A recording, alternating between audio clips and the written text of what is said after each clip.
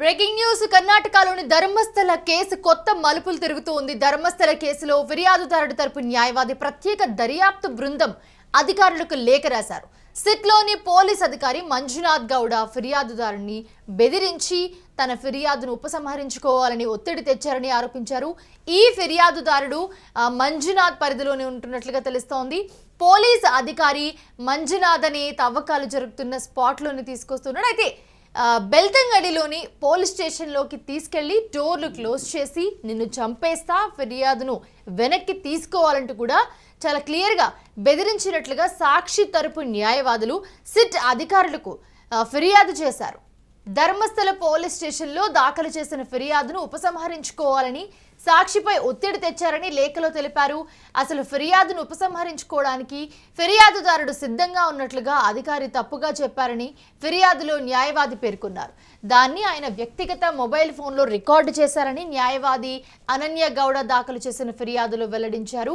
ఈ బెదిరింపులు పోలీస్ అధికారి సమక్షంలో సాక్షి స్వేచ్ఛగా మాట్లాడలేని పరిస్థితి నెలకొంది. ప్రస్తుతం ఇన్స్పెక్టర్ మంజునాథ్ గౌడను దర్యాప్తు బృందం నుండి వెంటనే తొలగించాలని సాక్షి తరపు న్యాయవాది డిమాండ్ చేశారు.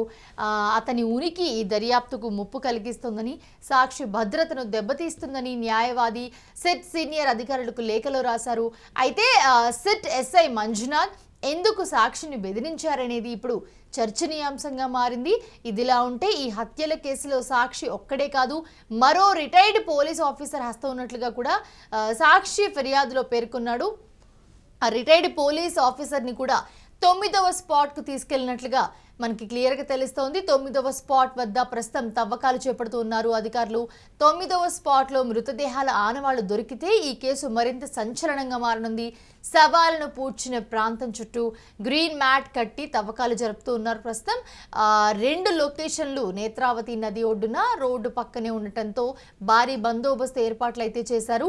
సాక్షికి సాయం చేసిన వారిపై దృష్టి సారించినట్లుగా తెలుస్తుంది. ప్రస్తుతం ఇతర వ్యక్తుల కోసం సిట్ అధికారులు ఆరా తీస్తూ ఉన్నారు. ధర్మస్థలలో పని చేసిన ఆఫీసర్ల డేటా పరిశీలిస్తూ ఉన్నారు. ధర్మస్థల కేసులో ఏ క్షణం ఏం జరుగుతుందో అన్న ఉత్కంఠ నెలకొంది.